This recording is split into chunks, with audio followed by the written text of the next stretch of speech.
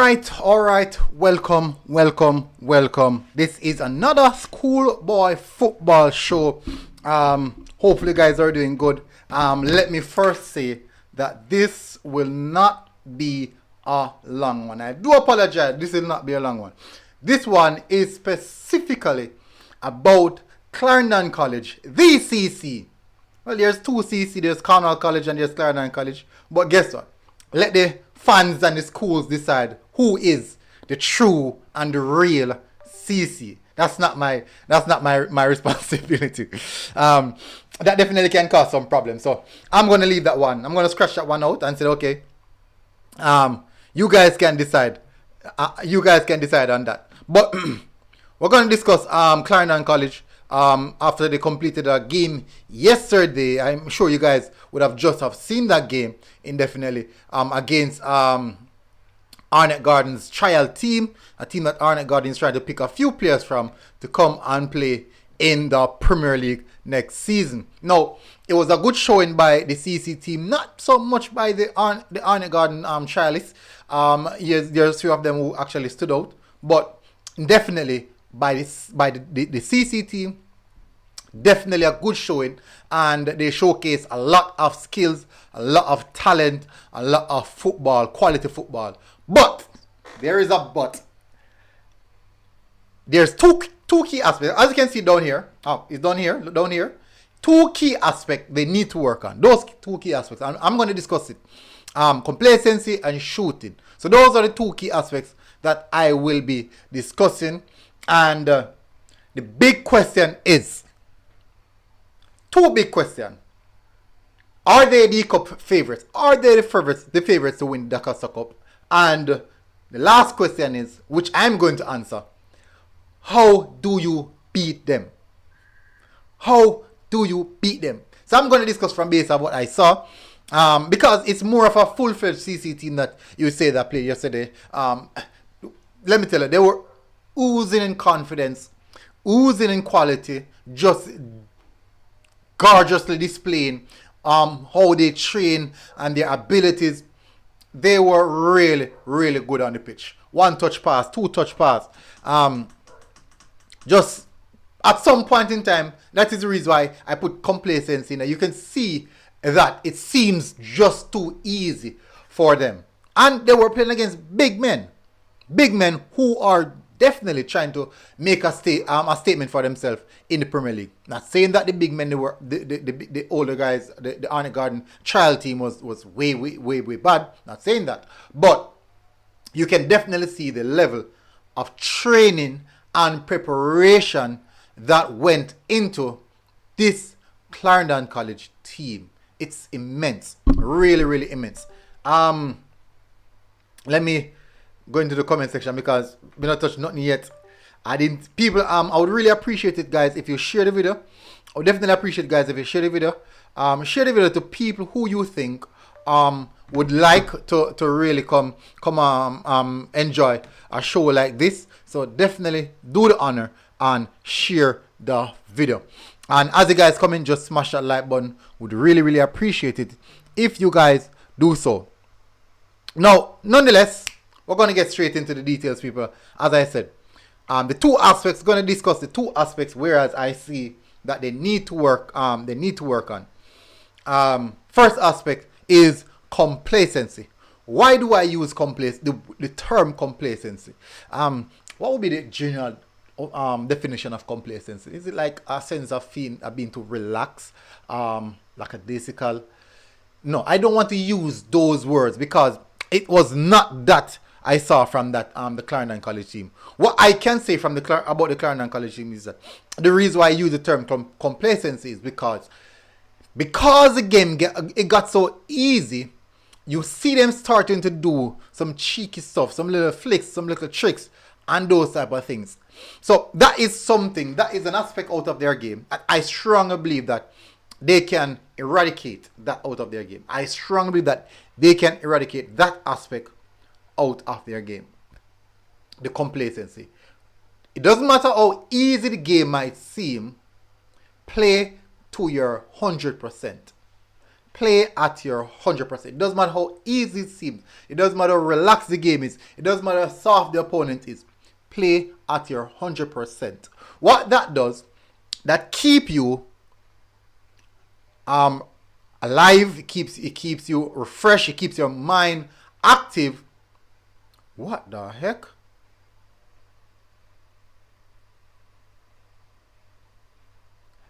Just saw the bitrate drop on the video. Just saw the bitrate drop on the video. That's some scary stuff. Anyways, it keeps you very much active and it keeps you focused right throughout the game. When you're playing at 100%, you take no chance. You take no chance. You don't give away. You don't give away any chances. You don't take anything lightly. You're going for the 50-50s 100% same way.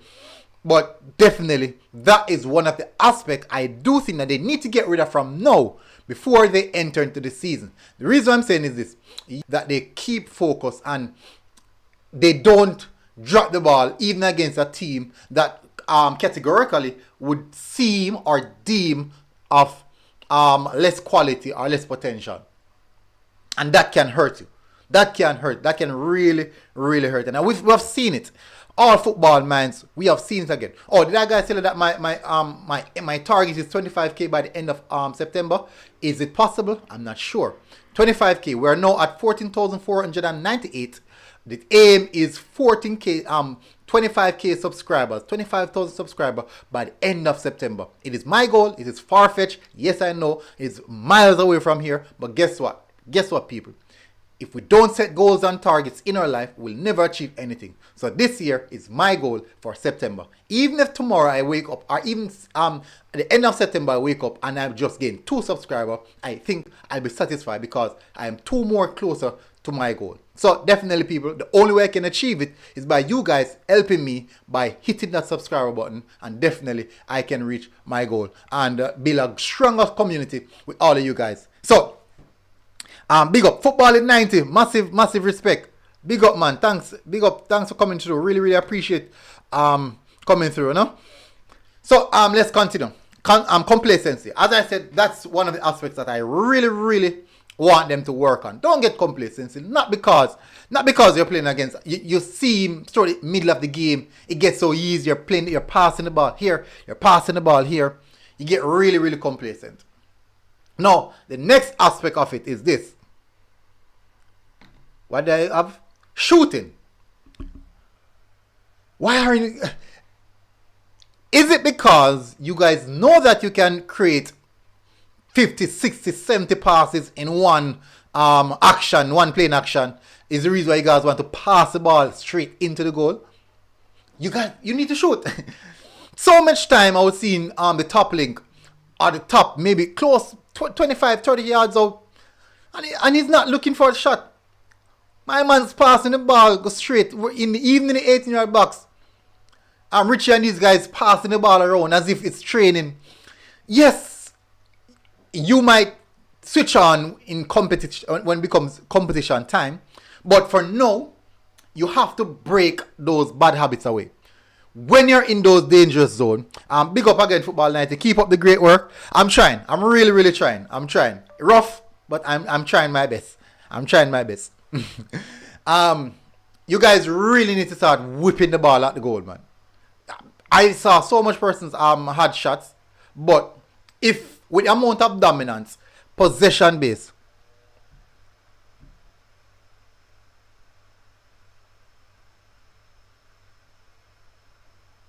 with the amount of dominance and possession base possession that the team had, with the amount, I strongly believe that you should have had far more shots at goal. You can literally, I think they had like roughly around in the region of 13, 14 shots. How much on target? Maybe about 8. Understand the 3 goals would have scored. I don't think the 3 goals would have been considering it. But definitely, shoot. Don't be afraid to shoot. Don't be afraid to shoot. So that's one of the aspects. Alright, so we're gonna move now to the first big question, which is the Cup favorites. Are they the Dacosta Cup favorites? For me personally, I can't say, because I've seen a lot of teams who people don't even say anything about, even in preseason. And when the season starts, that is when they peak and the result starts coming in. So I do think as favorites, they will always be ranked in the favorites category. They will always be ranked in the favorites category. Why? Historically. The amount of titles that Costa Cup, all these titles that they have historically, will always have them in that sense. So definitely, they are one of the favorites. It's not an easy question to answer, but most definitely they are. Now, the last question, which is a big question, and a lot of people are looking out for this question, which is how to beat them. How to beat them. So all the other schools who are tuning in on the program right now, you want to know how to beat the Clarendon College. Despite all the glorious, glorified comments I've been making, yes, they are beatable. But how? Now, to understand how to beat them, you have to understand how they play. 1, how they play. 2, their strengths. 3, their weaknesses. And 4, most importantly, it come around out of my head. And what was the 4th thought? I'm sure I'm right down. How they play, their strengths, weakness, and I don't remember the 4th one. Jano, you know, my mind tell me for write it down before me start. Alright, so let me write it down now. How they play, which is relatively their system, weakness, strengths. There's one other aspect. Why can't I remember the 4th one? Their system, weakness, and their strengths, and I can't remember the 4th one, people. So maybe the 4th one. I know that the 4th one was the most important, but guess what? That is the one that I forgot. So, anyways, these three must can give you guys an idea how to approach it. All right, their system. They are a possession-based team. As I mentioned earlier, they make thousands of passes for the 90 minutes. Lots of passes, hundreds, not thousands, but hundreds. I do think that they will complete a game with over between the region of 600 and 400, between 400 and 600 passes. I do think that when they complete a game, it's between the region of 400 and 600 passes. That is the amount or the quantity of passes that Clarendon College will make. So that can tell you about their system, their style of play. High possession, high intense press. They press for a full 90 minutes. So that you can say basically based off their system, that is you can say one of their strengths. So that system and strengths would definitely correlate. Now, in regards to weakness, as I mentioned, complacency. I mentioned it early, complacency. What is their weakness? Complacency. In regards to players on the pitch, you would definitely say, if you want to exploit Clarendon College, switch the ball aerially to over to the fullback side. If you have pacey wingers, you can get in behind with the fullbacks. Despite their fullbacks are strong, physically strong and quick, they play a high press, which means that they have a high line. So you can exploit in behind to the wide areas. Now, Boston said, how well do they do against press? Alright, so that's a very good question. This is what they do when they are pressed. They play with a double pivot. Sometimes one, sometimes two. Most teams play a double pivot. But their strengths would have really, really highlighted the quality that they have in midfield. They have one player in particular who is, you would say, is antipressant. When you use the term antipressant, you can't press him because he's so good in pressure and release scenarios. That is Malachi Douglas. He's so good in pressure and release situations. Even when there's 2 or 3 players around him, he's cool, calm-headed, and he will not lose the ball. He reminds me so much of a similar of to how Thomas Partey plays. He will not lose the ball. It doesn't matter how much players are on him. He's cool, calm, and he will find a pass. If it's a one-time pass, it will be a quality one-time pass. So against a press, it would be very, very interested to see this CC team against a Mona team who have a very good press, a good pressing unit. It will be much interesting to see them. But definitely, they do extremely well against press because of how they assist him. Once they receive the ball, the keeper is also good at the ball at his feet. So once you have a keeper who's good at the ball at his feet, it makes it double time hard to press a team like that. Because all they do, they stretch the pitch. They stretch the extreme pitch. When CC stretch the pitch now, Malachi Douglas would have come deep, but not in between centre backs. He would just stand right there in the centre, in between, looking at the two centre backs. The two centre backs here, Malachi will be here ahead of them. So there is triangles all over the pitch. So pressing them would basically be committing suicide because you are now pushing numbers forward. You're now pushing numbers forward. And when you're pushing that amount of numbers forward, you don't want those wingers to escape. Let me tell you people, CC have two wingers there. You guys know them. I don't even need to call them. These guys, once it's 1v1, you're dead. Once it's 1v1, you're dead. So you don't want to press them too high. Better scenario, keep them in the middle of the pitch. Keep them in the middle of the pitch. Allow them to do a half press or half press them. That's one of the best scenarios. But if you full press them, as in your strikers enter into their 18-yard box trying to force an error, your midfielders come into the attacking third, and your defenders coming at the half line, you are asking for a lot of trouble. But how to beat them? Definitely, as I said, you have to have quick, fast players. Now, one of their biggest strengths, as I mentioned, is their midfield. Most of their playing is through the middle of the pitch. And that is what amazed me so much with this team in particular. Because most of this team, schoolboy team at that, they don't really build a play through their midfield. Clarendon College build up all the play to the midfield. The midfielders are hungry. They want to be on the ball. They want to take 5, 6, 7 touches. I'm not saying having the ball at their feet, as in touch, move, touch, move, touch, move. So that is one of their biggest strengths. So as an opposing team, don't go down the central area. Makes no sense. They have the quality. They do have the quality. Players who can recover the ball, tackle, very good tacklers, and players who can hold possession of the ball and dictate the ball game. So you don't really want to do that. Exploit their white areas. That is the best option. Exploit their white areas. And 2, outwork them. Is it possible? Difficult, but outwork them. Outwork them. IT push that easy like Romain Blake. Both of them are quite similar. I think Romain Blake is more attacking minded than Malachi. You will get Romain Blake in the attacking third, in the 18-yard box, kicking a shot, or even at the edge of the 18-yard box, kicking a shot. You won't find that from Malachi. He's more of a natural CDM. Natural thoroughbred CDM. Basically, he was raised to play CDM. Bossama said, how do you think and they will do against KC or Georges? Alright, so I've seen KC. What KC do? KC would be a team who would cause them problem. Georges would be nullified by George because both teams played very similar.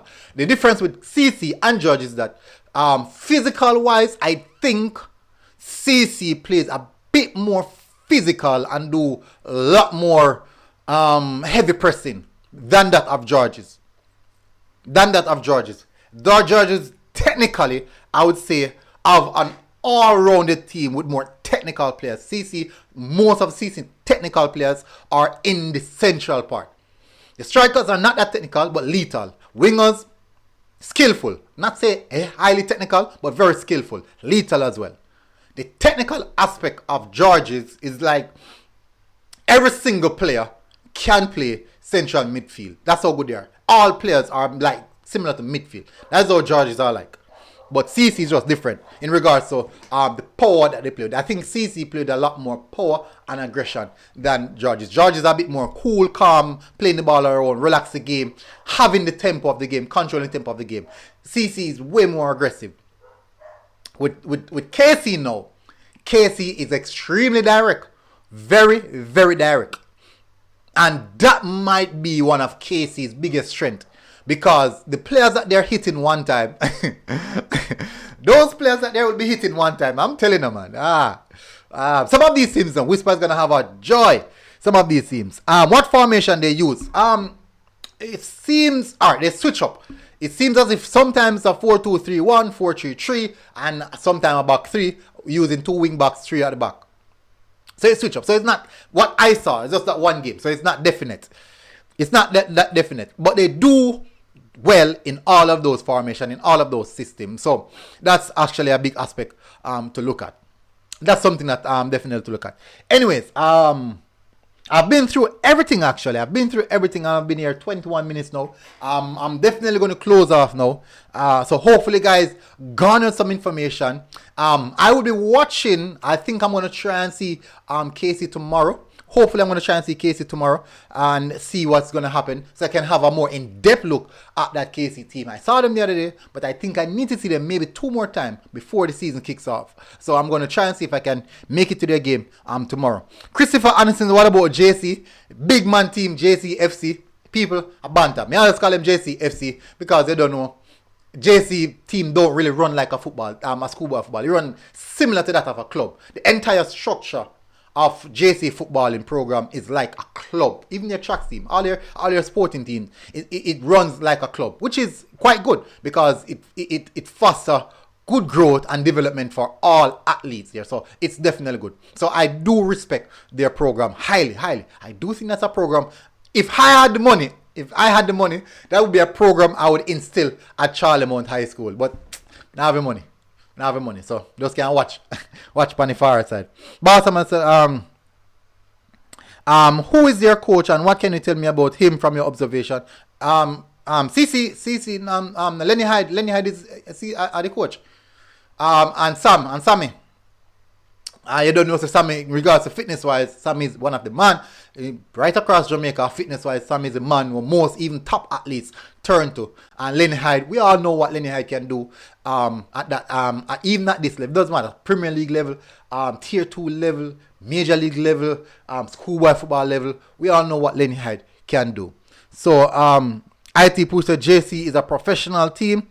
Definitely. Yeah, man, JC is a professional team. JC look good. JC always look good. For some reason. I need to see maybe about 2 more. I also saw 1 game for JC, but I need to see at least 2 more games. But definitely, when the season starts, we'll see. But anyways, people, I give you guys a lot of information. So all the opposing teams, coaches, scouts, whoever you are from the opposing team, if this information didn't help you, I think it at least can guide you just a little bit. But I am anticipating seeing. I wanted to do this breakdown. Started to do this breakdown from early out, but unfortunately I didn't get to do it. So I'll be doing another show tomorrow. Hopefully I get the opportunity to, maybe tomorrow night. I'll be doing another show tomorrow night and KC because I'll get to see them the night after, which is Sunday night. I will try and do JC. I'll do Excelsior. I'll do Camperdown. I'll do breakdown of all of these teams. So look out for those breakdown, people. These breakdowns conclude of are they favorites, their strengths, weaknesses, are they beatable, and what to look out for. But thank you very much, people, for tuning in. IT Pushed Analysis, well done. Thank you very much. Hopefully someone learned something from that. I'm hoping so. But I'll see you guys again until next time, people. So look out for more of the breakdowns of teams and look forward. I do think that coaches will like this because they get a sneak peek into the opponent. Maybe my word is not trustworthy, but I do think that a few coaches may say, hey, military sees what's happening, so let me take a word from him. Let me see what he's saying. And let's see. There's other schools. I saw Christiana, I saw Papine, I saw Tivoli I saw Charlie Smith, Wells Rossies. So I can do breakdown of most of these teams so far. So definitely look out for some more of these breakdown shows, people, and I'll definitely get back to you guys. See you guys again. Until next time, people, please, I'm begging you, share the video, and also hit that like button. Look here, this year is 25k. That is a target. At the end of this month, I want to reach 25k people. So smash that like button and make sure you take someone's phone, just anybody, just a random person on the road, take their phone out of there and box them up. Hey, don't do that. Don't do that.